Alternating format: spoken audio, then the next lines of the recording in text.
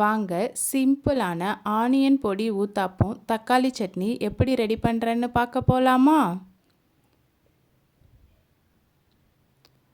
First தக்காளி chutney ready பண்ணிக்கலாம். ஒரு பேனில் 1 ஸ்பூன் எண்ணெய் விட்டுக்கிறேன். உரிச்ச பூண்டு, ஒரு சின்ன பீஸ் இஞ்சி ஆட் பண்ணிக்கிறேன்.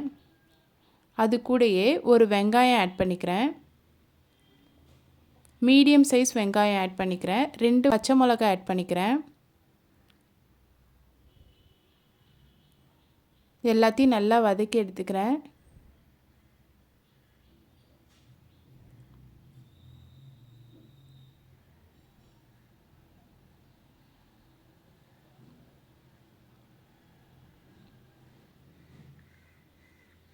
வெங்காயம் நல்லா வதங்கினதுக்கப்புறம் ஒரு 3 தக்காளி ஆட் பண்ணிக்கிறேன்.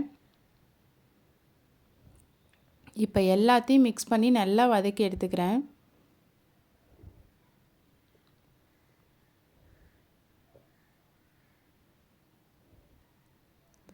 இந்த அளவுக்கு வதங்கினா போதும். இப்போ இதை ஆற வச்சு மிக்சியில் போட்டு அரைச்சி எடுத்துக்கலாம்.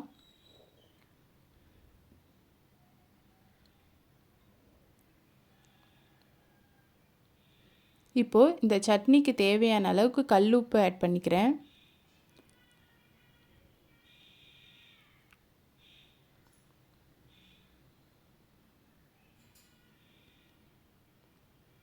அவ்வளோதான், சட்னி அரைச்சாச்சு.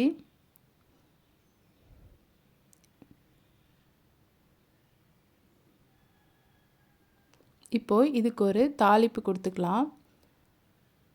நான் வெங்காயம் தக்காளி வதக்கின அதே பேன்லே எண்ணெய் ஆட் பண்ணிக்கிறேன்.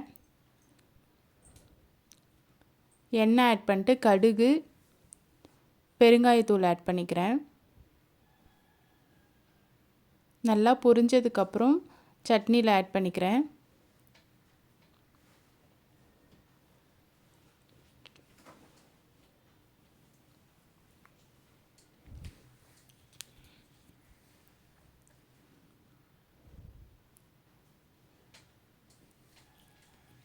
அவ்வளோதான், நம்மளோட சிம்பிளான தக்காளி சட்னி ரெடி. ஆனியன் பொடி ஊத்தாப்பம் எப்படி ரெடி பண்ணுறேன்னு பார்க்கலாம்.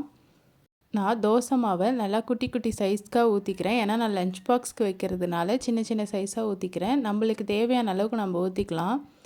அதில் கட் பண்ண ஆனியனை ஃபஸ்ட்டு ஆட் பண்ணிக்கிறேன்.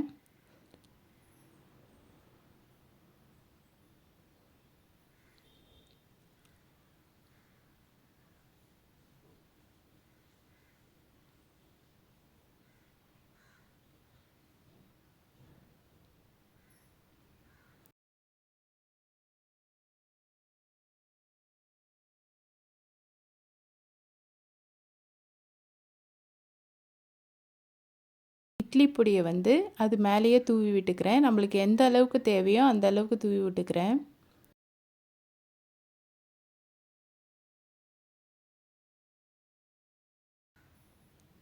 ஒரு ஸ்பூன் எண்ணெய் விட்டுக்கிறேன். நல்லா மீடியம் ஃப்ளேம்லேயே வச்சு நல்லா வேக வச்சுக்கிறேன்.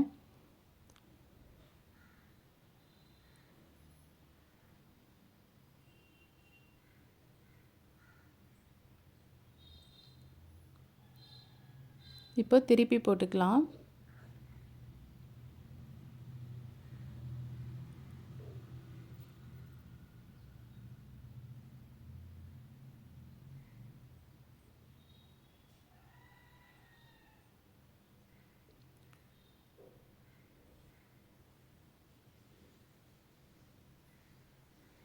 அவ்வளோதான், நம்மளோட ஆனியன் பொடி ஊத்தாப்பம் ரெடி. இந்த சிம்பிளான ஆனியன் பொடி ஊத்தாப்பம் தக்காளி சட்னி நீங்களும் லஞ்ச் பாக்ஸ்க்கோ மார்னிங் டிஃபனுக்கோ இல்லை டின்னருக்கோ ட்ரை பண்ணி பாருங்கள். ரொம்ப டேஸ்ட்டாக இருக்கும்.